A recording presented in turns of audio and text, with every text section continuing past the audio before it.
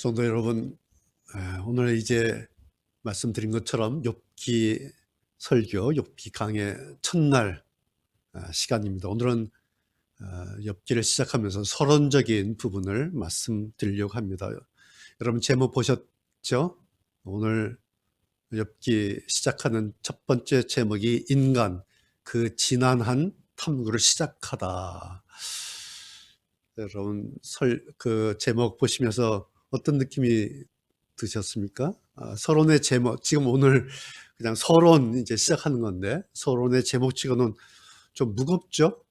좀 무슨 뭐 엄청난 논문 제목 같은 그런 느낌이에요.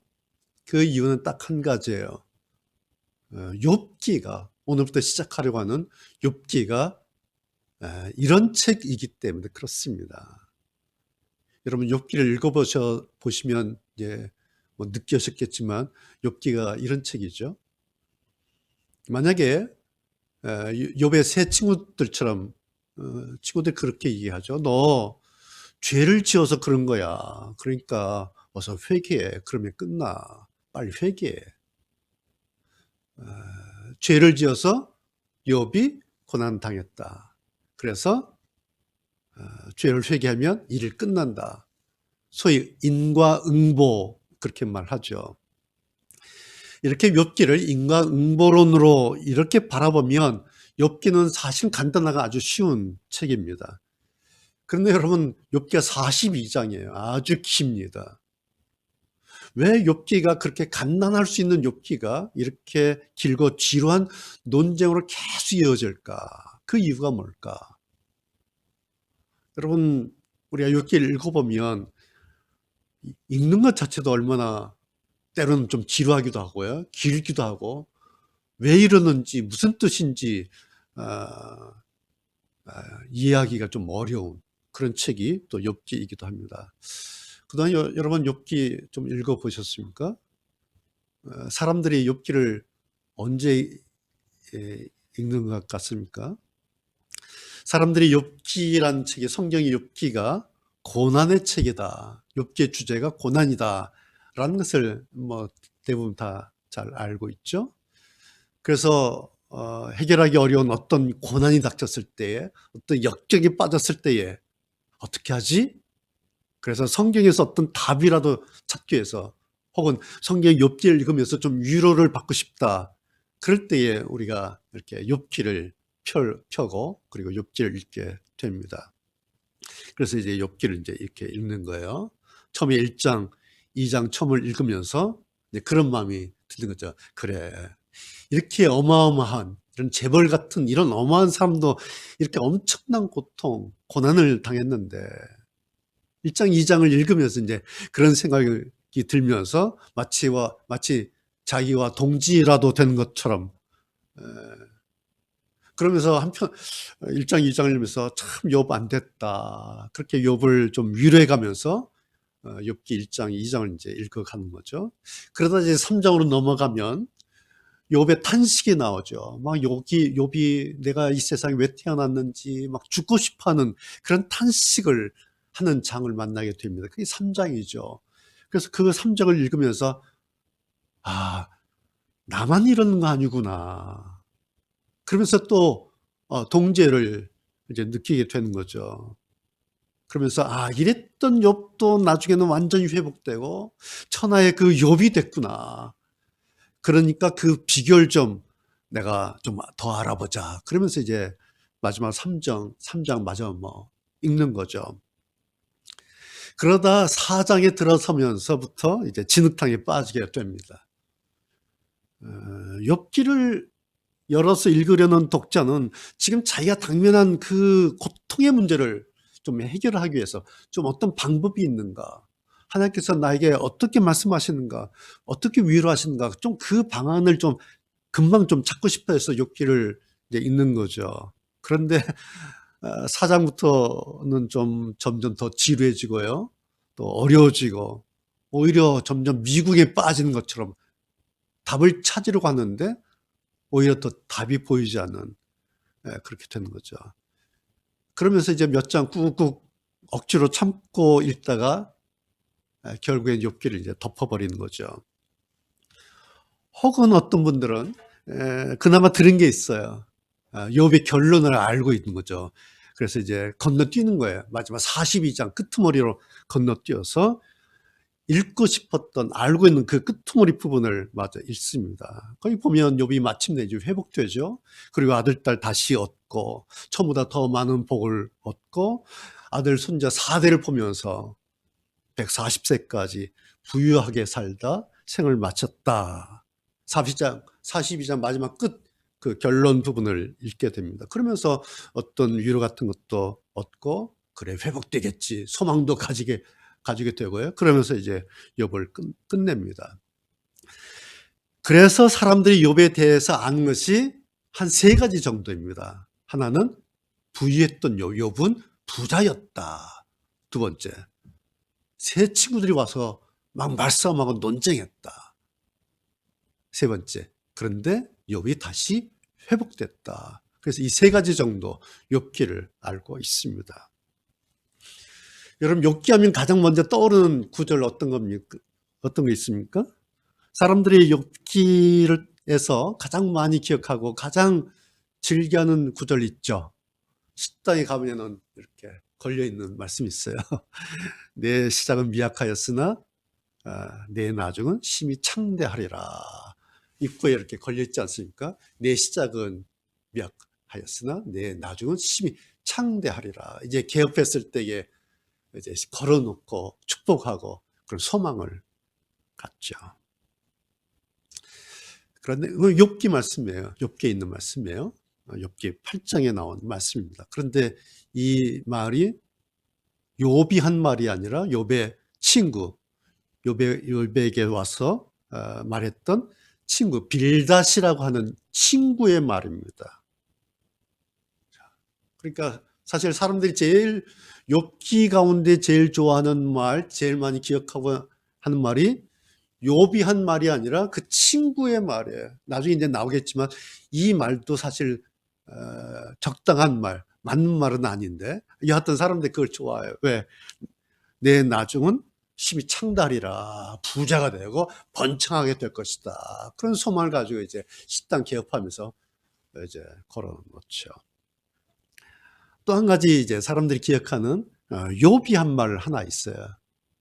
기억나십니까? 그가 나를 단련한 후에는 내가 정금같이 나오리라. 내가 정금같이 나오리라. 이 말도 여러분 기억나시죠? 그런데 한 가지 정금같이 내가 정금같이 될 거야. 정금. 이 말은 좋아요. 그런데 그 앞에 있는 말 내가 나를 단련하신 후에는 단련된 영광로에 뜨거운 영광로 풀무불에 들어가서 뜨겁게 단련된 그 과정은 별로 좋지 않아요. 좀 불편한 내용이죠. 그래서 사람들은 그 뒷부분 내가 정금같이 나오리라. 그래서 여러분 식당에 가셨을 때 나를 단련한 후에는 내가 정금같이 나오리라 이런 글귀 보신 적은 없죠? 저도 본 적이 없어요. 사람들이 좋아하는 것은 네 시작은 미약하였으나 네 나중은 심히 창대하리라. 이거 좋아요. 이것이 사람들이 알고 있는 욥기입니다. 그래서 욥기 42장을 통틀어서 사람들 입에 가장 자주 오르내리는 말씀이 욥이 한 말이 아니라 빌닷의 말이다라는 거예요. 여러분 이게 무슨 것, 뭐를 의미하는 거냐면 그러니까 사실 욥기가 사람들에게 잘 설명되고 있지 않다라는 증거라는 뜻입니다. 이제 오늘부터 시작해서 42장까지 이제 욥기를 한 장 한 장 이제 훑어가면서 설명하면서 강의하려고 합니다. 이번 욥기 강의를 통해서 여러분이나 저나 좀 새롭게 잘 이해하는, 잘 알게 되는 그런 기회가 됐으면 좋겠습니다. 많은 학자들이, 많은 사람들이 성경을 읽으면서 욥기를 얼마나 좋아하는지. 그래서 제가 두 번째에 욥기 예찬론, 욥기를 예찬한 사람들의 몇몇 그 이야기를 좀 가져왔는데요. 스필과 토머스 칼라일이 이제 이렇게 이런 말을 해요. 욥기는 펜으로 쓴 가장 위대한 책이다. PPT 한번 볼까요? 욥기는 펜으로 쓴 가장 위대한 책이다. 칼라일이 스필가인데요. 뭐 이렇게 얘기하고요. 여러분 잘 아시는 19세기 프랑스 문학가 빅토르 위고는 욥기를 가르쳐서 이렇게 말합니다. 욥기는 인간 정신의 가장 위대한 걸작이다. 이렇게 빅토르 위고가 욥기를 평가를 합니다. 덴마크 철학자죠. 케르케골 이렇게 말해요. 욥기에서 표현된 만큼의 강렬한 고통은 세상 어느 곳에도 존재하지 않는다. 욥의 그 고통은 세상 어디에서도, 세상 어느 누구도 경험하지 못하는 그런 욥 고통이다. 뭐 그런 뜻이죠. 그다음에 20세기 독일 구약학자예요. 게오르그 포로라고 하는 신학자인데요. 욥기를 이렇게 말해요. 욥기는 단테의 작품과 게테의 파우스트에 비교될 정도로 세계 문학의 가장 중요한 작품 중 하나다. 하나의 문학 작품으로 봐도 욥기는 가장 중요한 작품 중에 하나다. 그렇게 이제 평가를 해요. 그 다음에 크리스토퍼 애슈 교수는 욥기를 이렇게 평가해요. 욥기를 읽어보니까 욥기는 불덩이 같은 책이다. 혹은 욥기는 믿기 어려울 만큼 아주 정직한 그런 책이다. 자기 속에 있는 그 모든 이야기를 다 하는, 그리고 그것을 기록으로 남긴 정직한 책이다. 그리고 이런 말 합니다. 욥기는 그리스도인들의 삶에서 소홀히 취급되는 보화다. 참 아이러니한 거죠. 보화인데 그런데 소홀하게 취급되는, 그러니까 좀 이렇게 넘겨가고 잘 들춰보지 못하는, 놓치고 있는 그런 책 가운데 하나가 성경의 욥기다. 그렇게 말하고 있습니다. 자, 이렇게 이제 욥기가 대단히 중요한 성경의 책이고, 물론 성경의 책 66권이 다 중요하지만 그 가운데 욥기가 이러한 의미를 가지고 있고 이러한 특징을 가진 책이다. 이제 그런 말이죠. 자, 욥기하면 여러분 우리가 이미 알고 있는 질문들 있죠. 가장 첫 번째 질문 이런 거죠. 하나님이 계시다면 우리한테, 나한테 왜 이런 일이 일어납니까? 도대체 하나님이 계시는데 어떻게 나한테 이런 일이 일어납니까? 우리가 어떤 사고가 났을 때에, 살아가는 일을 잃었을 때에 제일 먼저 항의하면서 던지는 질문이 이런 질문이지 않습니까? 왜 나한테 이런 일이 일어납니까? 왜 의인이, 어렵게 사는 사람이, 왜 믿음으로 사는 사람에게 이런 고통, 이런 고난 옵니까? 이런 질문 던지는 거죠. 그러면서 이런 질문 또 하죠. 그런데 왜 의인들은 이렇게 고난을 당하는데 왜 저 악한 놈들은 더 잘 나가고 심지어는 부자가 되기까지 합니까? 그래서 막 화가 나서 억울해서 막 하늘에 대해서 하나님 향해서 막 항의하는, 그것이 이제 욥기에 나오지 않습니까? 그래서 마지막 하는 말이 이런 거예요. 그렇다면 왜 하나님께서 이런 일을 허락하시는가? 그 이유가 뭘까? 오늘 설교 제목이 인간 그 지난한 탐구다. 오늘 이 질문이 얼마나 어려운, 수세기 동안, 수천 년 동안, 수백 년 동안 모든 사람들이 던졌던 질문이잖아요. 왜 이런 고통이 옵니까? 왜 이런 고난이 이 땅에 옵니까? 하나님이 계시다는데.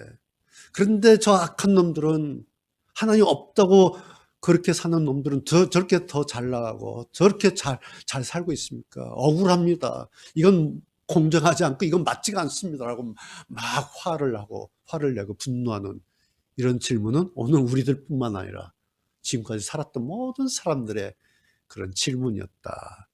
그 모든 질문을 가지고 있는 책이 오늘부터 다루려고 하는 바로 이 욥기입니다.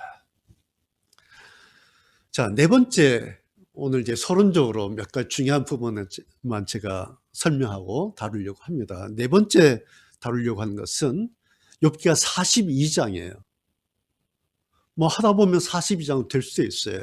그런데 여러분 생각하실 때에 욥기가 왜 42장, 42장에 걸쳐서 우리에게 던져진 이렇게 긴 책인 그 이유가 뭐냐라는 거예요. 자, 말씀드린 것처럼 왜 그러셨는가? 그런 고난에 대한 질문을 던지죠. 두 번째 질문. 그렇다면 우리가 이렇게 고난 당할 때 하나님은 어디 계십니까? 어디 계셨습니까? 하나님이시라면 이러면 안 되시잖아요. 이런 질문 막 던지는 거예요. 이런 질문, 이런 물음을 크리스토퍼 애슈라나 교수는 이렇게 말해요. 이런 물음을 휠체어에서 터져 나올 때에, 이런 질문들을 휠체어에 앉아서 던질 때에 우편엽서 분량으로 답할 수는 없는 일이다. 이렇게 표현을 하고 있어요. 크리스토퍼 애슈라는 학자가. 그래서 이런 용어를 써요. 욥의 휠체어 질문이다. 욥기는 욥이 휠체어에 앉아서 질문을 던진 거다. 그렇게 표현을 합니다. 여러분 휠체어 하면은 반대편은 뭐가 있겠어요? 안락의자 있겠죠? 소파겠죠. 안락의자 질문이라면 뭐겠어요? 나와 고통, 나는 고통과 먼 곳이다. 뭐 그런 뜻이겠죠. 저 고통은 나와 상관없어. 그럴 때 하는 말은 이제 안락의자 질문이 되겠고요. 지금 고통 당한 사람이 휠체어에 앉아있을 때에 던지는 질문, 이것을 이제 욥의 휠체어 질문이다. 그래서 크리스토퍼 애슈가 이렇게 얘기합니다. 도대체 어떤 하나님이 이 세상이 이 지경이 되도록 내버려 두십니까? 라고 물으면 하나님은 42장짜리 책을 우리에게 주신다. 그렇게 말을 합니다. 이해가 되시죠? 그러니까 하나님은 욥기의 메시지는 우편엽서 한 장으로 요약되거나 혹은 트위터에 올리거나 혹은 요즘처럼 문자 메시지를 보낼 수 있다라고 그렇게 말씀하시지 않고 대신 이렇게 말씀하신다는 거예요. 나와 함께 여행을 떠나자. 시간이 좀 그런데 이 여행은 시간이 좀 걸릴 거야. 그리고 한 가지, 미안하지만 즉각적인 해답은 없어. 욥기는 이런 책이야. 한 스푼에 뜨거운 물을 부은다고 해답이 나온 게 아니다. 하나님은 그렇게 말씀하신다는 거예요. 욥은 지금 휠체어에 앉아서 질문을 쏟아내고 있는데 하나님께서는 그렇게 답변을 하신다. 그래서 42장이 될 수밖에 없다. 이제 그런 이야기입니다. 어떤 여성 작가가 치료에 관해서 이런 글을 썼어요. 많은 사람이 치료에 왜 시간이 이렇게 오래 걸리냐고 묻는다. 이제 아픔을 다 이해하고 처리했는데도 왜 육체나 정신이 곧바로 회복되고 빠르게 안정을 되찾지 못하는가? 혼란스럽다. 그렇게 묻는다는 거예요. 그의 답변을 이렇게 이야기를 합니다. 우리가 한 언어를 말이죠. 언어를 습득하려면 한 2, 3년 혹은 2, 4년이 걸리는데 치료도 우리가 치료를 하는데도 새로운 언어를 습득하는 일과 같다라는 거예요. 그래서 치료할 때는 환자는 하나의 존재 방식을 잊어버리고, 그러니까 과거에 가졌던 예전의 그 존재 방식을 잊어버리고 다른 존재 방식을, 즉 새로운 존재 방식을, 그리고 더 오래 지속될 방식을 습득해야 된다. 이것이 이제 치료라고 하는 거예요. 치료할 때에 환자는 기존에 가졌던 자기의 방식을 잊어버리고 의사가 말하는 다른 방식, 그리고 더 오래 지속될 그런 방식을 이제 습득할 때에 점점 치료가 된다. 그런 의미겠죠. 뭐예요? 시간이 걸린다는 얘기예요. 사람이 변화되는데 금방 새롭게 변화되는 것이 아니라 좀 치료가 되는 것처럼, 치료가 될 때 이제 시간이 걸린 것처럼, 한 언어를 완전히 습득할 때에 오랜 시간이 걸리는 것처럼 시간이 좀 걸리는 거다. 그러면서 욥기가 42장의 이렇게 긴 책이 된 것을 그렇게 은유적으로, 비유적으로 설명을 합니다. 여러분, 그래서 우리는 욥기를 알아야 하고 읽어야 되고, 그리고 전부 다 읽어야 돼요. 그리고 특별히 욥기는요, 천천히 읽어야 합니다. 욥기는 끝내는 책이 아니에요. 욥기는 음미하면서 천천히 읽어 내려가야 할 그런 책입니다. 욥기를 읽어보면 42장으로 되어 있는데 처음 1장, 2장과 그리고 맨 마지막 42장 일부만 수필과 같은 산문이에요. 오늘 우리가 읽었죠? 1장 읽었는데 그런 스타일의 산문의 형태를 가지고 있습니다. 그런데 나머지는 1장, 2장, 그리고 40장 약간만 빼고 나머지는 전부 다 시예요. 시로 되어 있습니다. 그래서 시는 여러분 우리가 머리로 이해하는 그런 문학이 아니죠. 시는 가슴에서 가슴으로 전해지는 그런 방식이에요. 그런 문학이에요. 물론 시 안에도 인지적인 내용, 즉 지성적인 면도 있죠. 그러나 시는 정서적인, 즉 감성을 자극하고 감성에 호소하는 그런 문학이 시죠. 욥기가 그런 장르에 속해 있습니다. 그런 점에서 시라고 하는 것은 우리가 직설적인 문장 하나로 이건 이거다라고 이렇게 요약할 수가 없습니다. 시라고 하는 것은 그냥 다만 우리에게 깊이 이렇게 작용하면서 음미하면서 생각하게 하고 뭔가 고민하게 하고 그림을 그려보게 하고 다시 또 생각하게 하고, 소위 시는 우리에게 계속해서 음미하게 하는 거죠.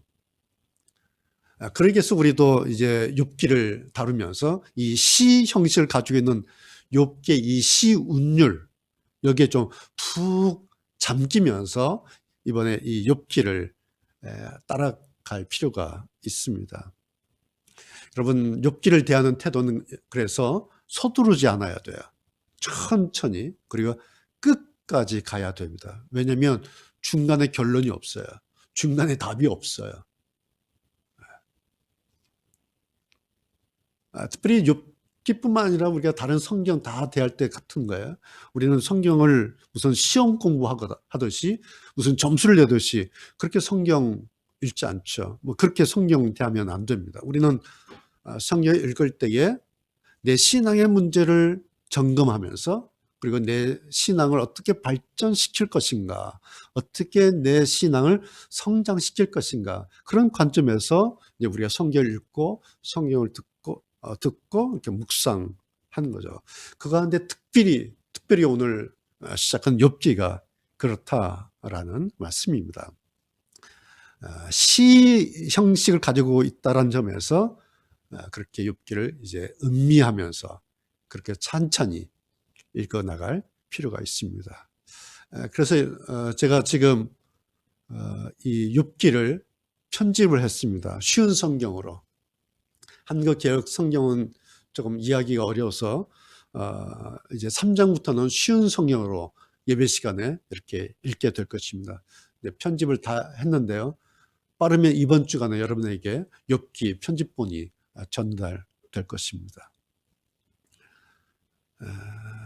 그래서 욥기는 우리가 진도를 끝내기 위해서 읽는 것이 아니라 시에 푹 잠기기 위해서, 그리고 음미하기 위해서 그렇게 읽을 필요가 있습니다. 그러면서 이 욥기를 읽어가면서 이제 욥기 강의를 시작하면서 성경이 말하는 인간은 어떤 존재인가, 인간에 대해서 좀 연구하고 탐구하게 될 것입니다. 그래서 오늘 그 첫 제목이 인간, 마침표 딱 찍었어요. 인간. 그래 놓고 그 지난한 탐구를 시작하다. 그런 의미로 오늘 설교 제목을 이렇게 잡은 것입니다. 욥기를 탐구하고 욥기를 설교하고 강의하는 까닭은 욥기를 알기 위해서가 아닙니다. 욥기를 우리가 어떻게 살아낼 것인가. 오늘 우리들이 욥기를 어떻게 음미하면서 살아낼 것인가. 그것이 욥기를 탐구하는 이유고 목적입니다. 여러분, 그러기 위해서 이제 욥기 강의가 진행되는 동안에 여러분 욥기를 좀 소리 내서 읽으시기도 하시고요. 또 정독도 해보시고 또 욥기에 이렇게 푹 잠기시고 또 많은 궁금증이 생기기도 할 것이고 또 욥기 읽다가 조금 이해되지 않고 좀 불안해지기도 하고 뭐 여러 가지 감정이 또 생길 수도 있습니다. 그러면서 욥기를 좀 묵상해 보시기를 바랍니다. 하나님께서 이 성경의 이 훌륭한 책 욥기를 통해서 우리 안에서 무언가를 일하시도록 여러분 그렇게 하셨으면 좋겠습니다. 그러면 그러는 과정을 통해서 그런 사이에 우리의 믿음이 점점 더 깊어지고 우리의 영적인 감성의 색채가 좀 더 풍성하게 될 것입니다. 아무쪼록 이 코로나가 끝나는 그날 우리 모두 이 사사계 외투를 걸치고 또 욥기 옷을 입고 함께 그렇게 나타나게 되기를 바랍니다. 욥기 다섯 번째, 욥기 한눈에 보기인데요. 화면 하나 보실까요? 욥기가 42장으로 굉장히 복잡합니다. 그래서 욥기를 무턱대고 읽으면 도대체 이게 누구 말인지, 이게 맞는 말인지 잘못된 말인지 혼란이 와요. 그래서 욥기를 좀 제가 나름 이렇게 정리했는데요. 1장, 2장은 욥의 고난에 대한 이제 이야기고요. 그리고 3장에 넘어가면 이제 그래서 욥이 탄식하죠. 그리고 그 다음 4장부터 26장까지는 이제 세 친구들이 와서 욥에게 이렇게 저렇게 말하면서 이야기를 합니다. 소위 싸움을, 논쟁을 해요. 그에 대해서 막 욥이 반론을 제시하고 변론을 하는 것이 이제 4장부터 26장까지의 논쟁과 변론인데 세 차례 걸쳐서 논쟁하게 됩니다. 1차 논쟁 세 친구가 한 번 하고 그 다음에 2차 논쟁 또 하고 3차 논쟁 또 하고 그러다 보니까 4장부터 26장까지 굉장히 긴 논쟁과 변론이 막 섞여 있어요. 그래서 우리가 이제 성경 읽을 때 지금 이게 누구 말이고 욥이 어떻게 변론하고 있는 것을 좀 분간해서 읽을 필요가 있습니다. 3차 논쟁이 다 끝난 다음에 이제 27장부터 31장에 걸쳐서 욥이 이제 자기를 변증하는. 그래서 27장은 욥의 연설 1부고 28장 2부 그리고 29장부터 31장까지 욥이 최종 변론을 합니다. 마치 법정에서 마지막 최후 진술을 하듯이 최후 변론을 하게 됩니다. 그래서 일단 끝나요. 자, 그러자 이때까지 이 내용들, 이 광경을 옆에서 지켜보던 사람이 있어요. 엘리후라고 하는 사람이 등장합니다. 그래서 엘리후가 끼어들면서 이제 중재를 하면서 변론을 하게 돼요. 그것이 32장부터 37장까지 굉장히 긴 엘리후의 변론이 등장합니다. 그러고 나서 다 끝나면, 사람들의 이야기가 다 끝나면 드디어 하나님께서 등장하셔서 38장부터 하나님께서 답변을 하기 시작합니다. 그것이 38, 39, 40, 41장까지 마지막 하나님께서 길게 이제 말씀을 하십니다. 그러고 나서 욥이 마지막 깨닫고 회개하고 그리고 회복되고 마지막 결말로 가게 되는 것. 이것이 이제 42장. 이것이 욥기 42장을 한눈으로 볼 수 있는 이런 내용입니다. 나중에 여러분 이 자료 여러분 그 편집된 책자 첫 페이지에 제가 붙여서 제본을 하겠습니다. 여러분 보시면서 읽으실 때 이제 이 내용을 좀 구도를 보시면서 읽으시면 도움이 되겠습니다. 여섯 번째 다룰 것은 욥이 어떤 인물인가, 또 욥기를 누가 썼는가, 그리고 언제 욥기가 기록됐는가, 이 부분에서 좀 말씀을 드리겠습니다. 욥은 실존 인물입니다. 욥기 1장 1절 이렇게 시작되죠. 우스 땅에 욥이라 이름하는 사람이 있었다. 이것이 이제 대체 어떤 이야기가 시작되는 그런 스타일이죠. 어떤 사람이 있었다. 이렇게 시작됩니다. 히브리어 성경에서는 단어 순서가 영어는 there was a man 이렇게 어떤 한 사람이 있었다 이렇게 되는 것이 이제 히브리어 성경에는 직역하자면 이렇게 순서가 이렇게 돼 있어요. A man there was 어떤 사람이 거기에 있었다 이렇게 돼요. 이것이 이제 하나의 어떤 이야기의 시작이죠. 그러니까 욥기는 한 사람의 이야기라는 것이고 그 주인공 욥은 당연히 실존 인물이다. 그런 말씀입니다.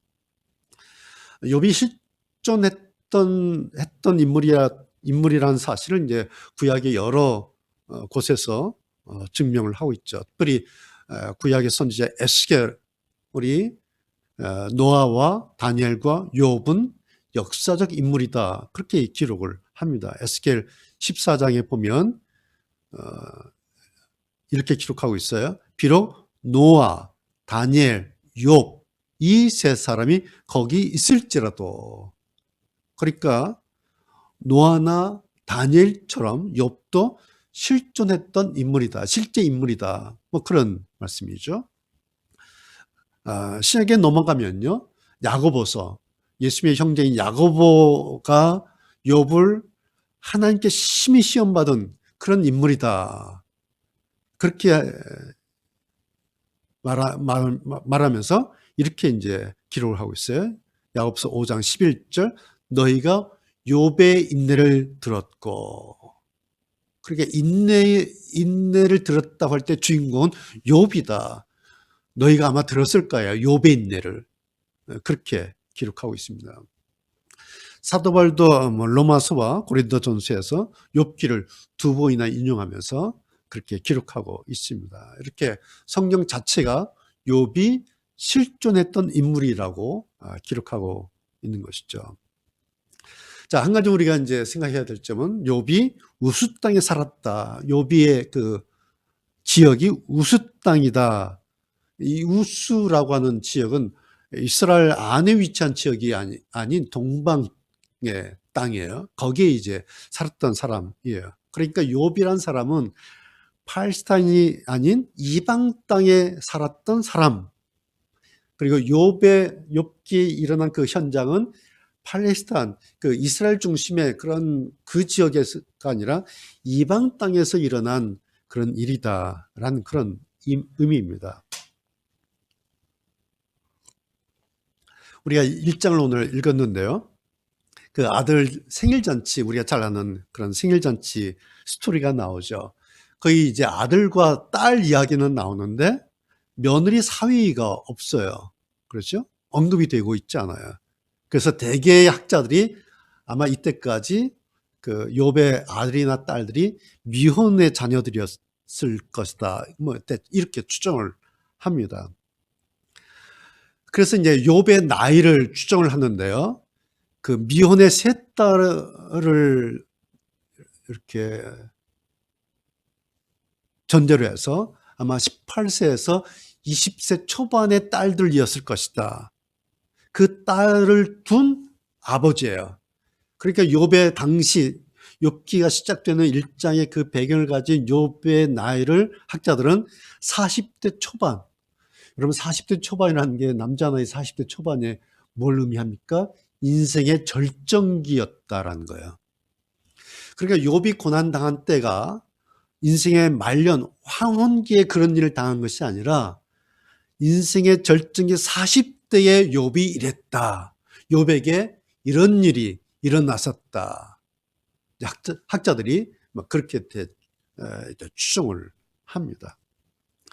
그러고 나서 욥이 고난 이후에 140년을 더 살았죠. 그럼 한 100, 수치적으로 보면 한 180 정도 되는 나이죠.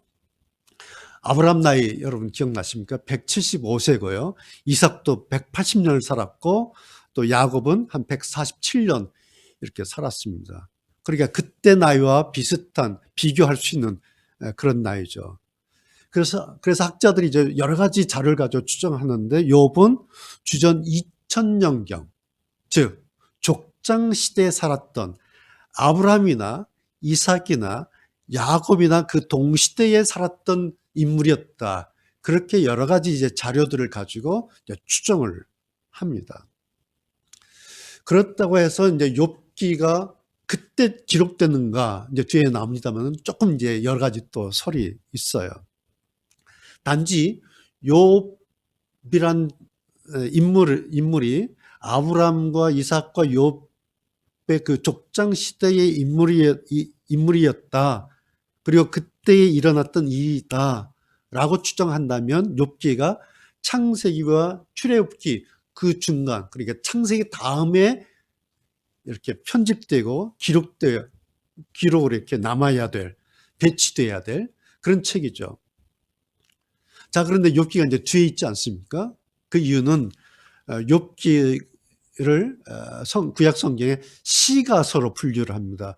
욥, 시편, 잠언, 전도, 아가서 요 5권을 이제 시가서로 하는데요. 거기에 이제 욥기가 들어가는 거죠. 이렇게 분류하기 때문에 시가서가 이제 뒤쪽에 있지 않습니까? 그래서 시가서 쪽에 함께 묶어서 배치를 해서 이제 욥기가 뒤에 배치됐는데 욥의 그 실존했던 때를 보면은 창세기와 그 출애굽기 사이에 배치돼야 한다. 그런 내용이죠. 자, 이것 때문에 이제 일어난 일이 이제 욥기 저자가 누구냐라는 건데 이 욥기를 기록한 사람에 대해서도 설이 굉장히 많습니다. 한 가지 분명한 것은 이거예요. 여러분, 이렇게 독보적인 주인공이 이렇게 뛰어난 이름 있는 사람이 엄청난 고통을 당했잖아요. 그 고통의 현장을 얼마나 많은 사람이 지켜봤겠습니까? 욥이 저랬대, 욥 가정이 저렇게 됐어라고 당시에 사람들이 얼마나 많이 관찰했겠습니까? 그리고 그 관찰자들에 의해서 이제 구전에 의해서 그 이야기로 전해졌겠죠.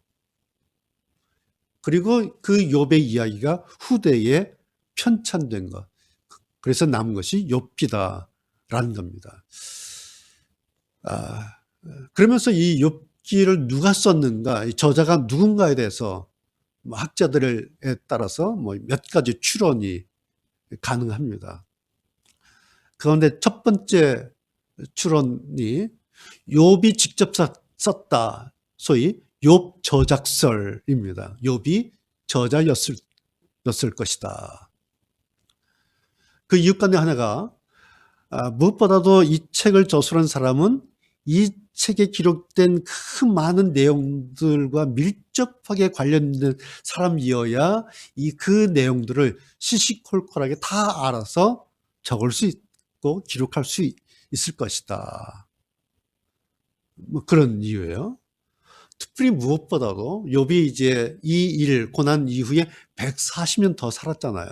그래서 이 140년 더 살았기 때문에 그 기간이 욥이 이 책을 기록하기에 아주 충분한 세월이었을 것이다. 그래서 욥이 나중에라도 자기가 자기 이야기를 기록으로 남겼다. 이것이 욥이 저자다라는 욥 저작설입니다. 두 번째는 엘리후 저작설이라는 게 있습니다. 엘리후가 썼을 것이다. 욥기 네 번째 인물이죠. 그 이유는 이런 거예요. 이 책에 기록된 그 길고 상세한 대화들을 그 현장에서 다 목격하고 다 기록한 사람이 있을 텐데 세 친구들과 이제 욥하고 막 논쟁을 하잖아요. 그 논쟁을 곁에서 객관적으로 지켜봤을 사람, 그 사람이 기록했을 것이다. 그랬다면은 엘리후가 그런 점에서 가장 적합한 인물이 될 것이다. 이렇게 생각하면 이제 엘리후가 기록했을 것이다. 이런 이론이 된 것이죠. 세 번째는 모세가 썼을 것이다. 라는 설이 있습니다. 이런 거예요. 우스라고 하는 땅이 모세가 40년을 살았던 모세의 고향 40년을 살았던 미디안과 아주 가까운 그런 지역이라는 겁니다. 그래서 모세가 욥이나 엘리후가 남긴 그 대화 기록을 이렇게 입수해서 나중에 모세가 기록을 했을 것이다. 그렇게 추정을 합니다. 특별히 욥기를 읽어보면 사막에 익숙한 기록이, 사막과 관련된 기록이 많이 나오죠. 그래서 욥기가 나중에 모세가 쓴 창세기 사이에 그 유사성이 많다. 그 사막과 관련된, 그 자연과 관련된 유사성이 많다. 그런 점에서 어쩌면 욥기를 모세가 썼을 수도 있다. 물론 이것도 추정하는 것이죠, 학자들이. 그 밖에 뭐 욥기가 솔로몬이 썼다. 왜? 잠언, 전도서, 아가서와 같이 이 시가서에 속해 있기 때문에 시가서를, 잠언, 전도, 아가서를 쓴 솔로몬이 역시 또 욥기를 썼을 것이다. 혹은 욥기가 기록된 저술 시기가 바벨론 포로 이후다라고 보면은 에스라가 썼을 수도 있다. 이렇게 학자들에 따라서 욥기를 누가 썼는가, 언제 썼는가, 여기에 대해서 이런 이론들이 굉장히 많이 있습니다. 하나로 정해진 것은 없습니다. 이번에 제가 책을 살펴보면서 욥기에 관련된 책을 보면서 학자들이 이렇게 다양하게, 이렇게 여러 가지 견해를 가지고 이야기를 하고 있구나 라는 점도 다시 제가 확인할 수가 있었습니다. 중요한 것은 욥이 실존했던 인물이었다라는 사실이고요. 그 욥의 실존했던 욥의 그 고난의 현장을 누군가가 정확하게 관찰하고 그것을 정확하게 기록으로 남겼고, 그것을 성령께서 영감을 하셔서, 이것을 이제 영감론이라고 하는데, 영감설, 오류가 없이 기록될 수 있도록, 그리고 성경의 하나의 책이 될 수 있도록 하셨다. 그래서 오늘 우리가 가지고 있는 것이 바로 이 구약의 욥기입니다. 자, 이제 욥기의 몇 가지 특징을 좀 우리가 알고 시작할 필요가 있습니다. 첫 번째는 욥기는 성경에서 하나님께서 직접 말씀하신 내용이 가장 길게 담겨 있는 책이다라는 거예요.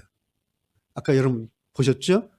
38장부터 41장까지 4개의 장이 하나님께서 말씀하신 것이 그대로 기록된 가장 길게 기록으로 남은 책이 욥기입니다. 자, 두 번째는 또 반면에 욥기는 성경에서 사탄의 말이 가장 많이 기록된 책이 또 욥기예요. 1장부터 2장까지 사탄의 말이, 우리가 좀 다음에 이제 다루게 되겠는데, 가장 많이 또 기록된 책이 욥기이기도 합니다. 세 번째는 이제 천국에 대한 내용이 나와요. 욥기는 하나님의 보좌를 둘러싼 천사들 앞에서 이루어진 하나님과 사탄과의 대화를 보여주죠, 우리에게. 그러면서 동시에 보이지 않는 세계인 이 천국에 대한, 천국이 어떤 곳인가에 대해서 통찰할 수 있도록, 우리가 그려볼 수 있도록 자료를 제공해주는 그런 책이 욥기입니다. 네 번째는 욥기는 기록된 성경 가운데 영감에 의해서 성령의 감동으로 기록된 최초의 책일 수도 있다라는 거죠. 단 한 가지, 이 책을 저술한 그 저자가 욥이나 혹은 욥과 같은 시대에 살았던 다른 저자였다면 가장 오래된 최초의 영감된 책일 수도 있다라는 거죠. 다섯 번째, 욥기를 읽어보면 성경의 다른 곳에서 발견되지 않은 히브리어를 가장 많이 사용한, 히브리어가 가장 풍부하게 기록되어 있는 아주 언어의 다양성을 제공하고 있다. 그래서 그 시적인 감정이, 시적인 그 분위기가, 뉘앙스가 욥기 전체를 통해서 그렇게 흐르고 있습니다. 이것도 하나의 그 문학적인 욥기의 특징이기도 해요. 여섯 번째 특징은 욥기는 말씀드린 것처럼 산문과 수필과 시 혹은 독백과 대화, 이런 내용들이 혼합된 아주 독특한 문학적인 구조를 가지고 있습니다. 그래서 욥기는 하나의 단일한 문학 장르로 이렇게 구분되지 않습니다. 그래서 학자들이 욥기를 따로 특별 문학이다. 즉 욥기 자체로 고유한 하나의 문학 양식을 가지고 있다. 그렇게 구별을 합니다. 그래서 욥기는 여러 가지 면에서 독특한 특별한 그런 책이다라는 그런 말씀입니다. 마지막 7번째 욥기의 특징은 그 내용의 특징입니다. 말씀드린 것처럼 하나님께서 사랑의 하나님이시고 자비의 하나님이신데 왜 의인들이 이렇게 고통을 당해야 되는가? 그 이유가 뭘까? 그리고 우리 인생이 이런 시련을 당하는데 이 인간이 이렇게 고난을 당할 때에 하나님은 도대체 어디 계시는가? 왜 빨리 우리에게 오시지 않는가? 이렇게 마치 살을 애는 듯한 이런 질문, 그 가지고 씨름하는, 이것이 욥기의 특징입니다. 내용의 특징. 앞으로 우리가 이런 부분들을 이제 다루면서 그 속에서 하나님을 발견하게 되고 그 속에서 인간의 존재에 대해서 혹은 고난에 대해서 여러 가지 주제에 대해서 다루게 될 것입니다. 욥기가 이렇게 처음부터 끝까지 계속해서 이런 질문을 던지는데 하나님은 마지막 순간까지 욥의 질문에 대답하지 않으세요. 그리고 그 악몽에 대해서 시종일관, 침묵으로 일관하십니다. 물론 42장 마지막 하면 결론도 있고 결말도 나옵니다. 그러나 그러기 전에는 결말에 가기까지는 아무도 모릅니다. 이런 겁니다.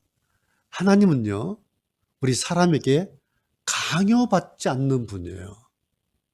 욥기가 그걸 우리에게 다시 확인시켜 줍니다. 우리가 아무리 힘들다고 해서 아무리 하나님께 대해서 빨리 답을 달라고 한다고 해서 하나님께서 우리에게 강요받지 않는다라는 사실입니다. 대신 하나님은 하나님의 방식으로 우리 사람들을 대하신다라는 사실입니다. 그런 점에서 하나님과 인간은 서로 코드가 다릅니다. 하나님과 우리 인간은 달라요. 이해가 되시죠? 여러분, 그래도 어쩌겠습니까? 그 주도권을, 우리의 모든 인생의 주도권을 하나님께서 쥐고 계시는데 우리가 어떻게 할 수가 있겠냐? 라는 것입니다. 그런데 여러분, 한 가지예요. 하나님께서 이렇게 당신의 주도권만으로 내가 하나님이야, 내가 여호와야, 나는 신이야, 나는 창조주야 라고 하나님께서 우리에게 오실 때에 이렇게 당신의 주도권만 가지고 우리에게 오신다면 우리가 어떻게 되겠습니까? 이것은 하나님의 또 하나의 면에 불과합니다. 하나님은 다른 면 가지고 있죠. 우리가 알고 있는 것. 우리가 알고 있는 하나님의 다른 면 있습니다. 뭐죠? 여호와는 나의 목자시니 내가 부족함이 없도다. 하나님은 나의 목자시다. 하나님은 나의 주님이시다. 하나님이 우리의 목자시기도 합니다. 그래서 우리는 하나님의 침묵에도 불구하고 포기하거나 그리고 돌아서지 않습니다. 왜냐하면 그러시면서도 거기에 그렇게 계시기 때문에 그렇습니다. 그래서 우리 사람은요, 여러분이나 저는 42장 끝까지 가봐야 할 뿐입니다. 하나님의 답은 42장에 있습니다. 그래서 거기까지는 가야 합니다. 그런데 여러분, 이것이 신앙이라고 하는 것입니다. 신앙은 하나님이 계신 거기까지 간 것입니다. 그래서 우리가 주일마다 다시 읽죠. 첫 번째 뭡니까? 신앙은 하나님 쪽으로 방향을 잡고 하나님과 나와의 간격을 좁혀가는 것이다. 여섯 번째 기억납니까? 신앙은 오늘 여기가 끝이 아니라 마지막 거기까지다. 그게 신앙이다. 욥에 의하자면 신앙은 42장까지다. 그럽니다. 예. 욥은 아마 우리에게 그렇게 말할 거예요. 얘들아, 신앙은 42장까지야. 거기까지 가야 돼. 그런데 여러분, 그러면서 우리는 42장의 답, 42장의 결말만 얻어내는 것이 아닙니다. 1장부터 42장까지 그 과정을 통해서 우리는 우리의 인생을 살아가는 것이고, 그러면서 하나님을 만나고, 그러면서 거기서 하나님을 배우는 것이고, 그러면서 거기서 인간인 나를 보게 된 것입니다. 인간인 나는 어떤 존재인가? 그런 나에게 하나님은 또 어떤 존재이신가? 여러분, 이 두 가지 질문을 던져놓고 신앙하는 것이 우리 323 교회의 신앙의 관심사입니다. 그래서 다섯 번째 내용은 이거예요. 신앙은 하나님 앞에서의 자기인식, 내가 누구인가, 나는 어떤 존재인가, 그것을 알아가는 것, 그것이 신앙이다. 여덟 번째, 그래서 포스트 코로나 시대, 이제 신앙이라고 하는 것은 하나님과 나와의 관계에 달려있다.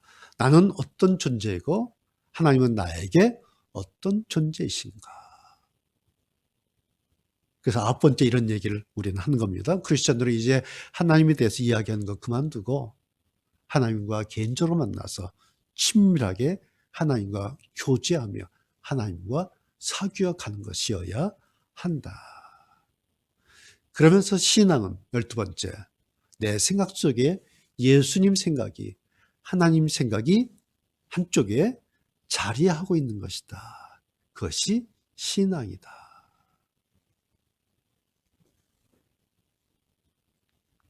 오늘 욥기가 오늘 이것을 우리에게 다시 확인시켜 줄 것입니다. 욥기는 그야말로 절망의 심연을 굴러 떨어졌다가 하나님의 은혜로 이제 마지막 정금같이 나오게 된 한 남자에 대한 그런 영감으로 기록된 하나님의 말씀입니다. 당연히 결말과 결론 있습니다. 다만 그게 언제인지, 그것이 어떤 것이 될지 그 전까지는 모릅니다. 그런데 여러분 하나 기억하시길 바랍니다. 우리의 이 애태우는 시간들을, 그리고 우리의 이 마음 졸이는 그 모든 과정들을, 우리의 이 입술 타들어가는 절망감의 한숨들 위로 파라클레토스, 성령 하나님께서 거기에 임하신다라는 그 사실입니다. 그래서 곁에, 클레토스, 곁에 서서 돕는 자, 파라클레토스, 보혜사 성령 하나님, 그렇게 말합니다. 여러분, 하나님께서 우리에게 말씀이 없으시다고, 침묵하시고 응답이 없다고 하나님의 시선이 우리에게서 옮겨간 것은 아닙니다. 침묵하시지만은 여전히 임마누엘, 우리 곁에, 내 곁에 서서 나를 돕는 그 하나님, 그분이 성령 하나님이십니다. 하나님은 사실은요, 욥의 1장, 욥기 1장 이전부터 계속해서 거기에 욥에게 계셨습니다. 다 보고 계셨습니다. 다 알고 계셨습니다. 욥의 그 신음 다 들으셨습니다. 욥의 탄식과 욥의 그 절망 곁에서 다 들으셨습니다. 억울하고 분해서 자기를 변호하는 욥의 그 초라하고 그 처량했던 그 현장, 거기에 하나님도 거기에 계셨습니다. 물론 그때나 지금이나 하나님은 여전히 우리에게 침묵하십니다. 그렇다고 말씀하시지 않는 것이 아닙니다. 하나님은 하나님의 말씀으로 여전히 우리에게 말씀하고 계십니다. 하나님의 말씀으로. 여러분, 욥기 말씀이 시대와 민족을 넘어서 모든 공간, 시공간을 뛰어넘어서 오늘 우리들에게까지 인간의 고통에 대해서, 우리의 이 초조함에 대해서, 우리의 탄식에 대해서 여러분 그렇게 말하고 있지 않습니까? 말씀하십니다. 그런데 단지 듣지 못할 뿐입니다. 그래서 이제는 들어야 합니다. 말씀하시는 하나님의 말씀을 이제는 우리가 들어야 합니다. 그것을 위해서 오늘부터 욥기 강해를 시작하는 겁니다. 욥기는 우리에게 지난한 참으로 어려운 그런 탐험이 될지 모릅니다. 어쩌면요, 어떤 날은 어떤 주일은 제가 설교 끝내고 설교의 결론이 없을 수도 있습니다. 왜냐하면 욥기가 그렇게 되어 있기 때문에 그렇습니다. 욥기 몇 장 보면요, 결론이 없어요. 어쩌면 제 설교도 결론이 그렇게 될 날이 올지 모르겠습니다. 성경 다른 곳을 설교하는 것처럼 때마다 장마다 설교 본문마다 그렇게 결론이 있는 게 아닙니다. 설교 결론 없이 그냥 본문의 내용만 우리가 음미해도 그러다 보면 어느 순간에 결론이 문득 우리에게 떠오르게 될지도 모릅니다. 그런 점에서 오늘 이 욥기는 저에게도 아주 낯선 그런 도전입니다. 물론 혹시라도 제가 틀리지 않도록 열심히 잘 준비할 것입니다. 예.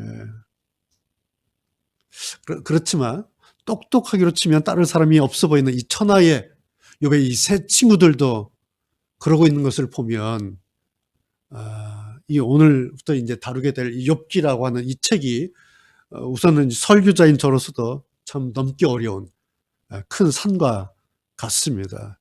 제가 지난 14년 동안 성경의 책 하나를 가지고 여러 차례 이제 여러 권을 이렇게 강의 설교를 계속 하지 않았습니까? 참 많은 책을, 성경에 많은 책을 했는데요. 이번처럼 이렇게 긴장되고 그렇게 마음이 좀 무겁던 적이 별로 없었던 것 같아요. 창세기를 할 때도 그랬고요. 요한계시록을 할 때보다 사실 이제 욥기를 시작하려고 하는데 굉장히 제가 긴장이 된 겁니다. 과연 이 욥기의 이 산을 제대로 잘 넘어갈 수 있을지 지금으로서는 자신도 좀 없어요. 그래서 어쩔 수 없이 또 매달리게 돼요. 하나님께서 허락하시도록, 하나님께서 먼저는 저에게 욥기를 풀어주시도록, 욥기를 열어주시도록 하나님께 매달릴 수밖에 없습니다. 그래서 제 마음이 이제 그런 거예요. 그래서 더 긴장되고 더 신중하게 되고 그렇게 지난 일주일 지나면서 오늘 이 첫 설교를 지금 하고 있습니다. 하나님께서 허락하시지 않으면 죽수고 많은 겁니다. 그래서 하나님께 매달릴 수밖에 없고요. 여러분들 저를 위해서 잘 감당할 수 있도록 여러분 저를 위해서 기도해 주시기 바랍니다. 어쨌거나 이제 오늘 욥기 고속도로 톨게이트에 여러분과 함께 이제 들어선 겁니다. 이제 들어섰어요. 톨게이트. 이제 가야 할 일만 남았습니다. 42장 목적지까지 마지막까지는 이제는 가는 수밖에 없어요. 이제 톨게이트에 들어선 겁니다. 지금으로서는 욥기서를 제가 몇 번 설교하게 될지 언제까지 하게 될지 모릅니다. 시작은 했지만 끝은 전혀 모릅니다. 성령께 이제 맡기고 가는 수밖에 없습니다. 여러분 우리의 욥기 여행은 이렇게 시작이 됩니다. 단지 하나 성령의 인도하심을 더 의지하고 또 성령께서 이 성경을 우리 마음에 조명하시도록 비춰주시도록 그것을 의지하고 기도하며 기다리면서 그렇게 가려고 합니다. 가다 보면 어느 날 42장 마지막 결론 부분에 가 있게 될 것입니다. 그날이 언제가 될지 언제쯤일지 전혀 모릅니다.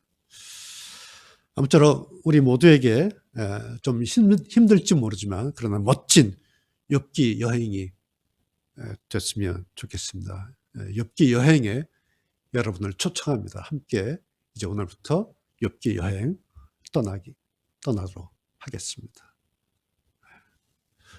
기도하시겠습니다.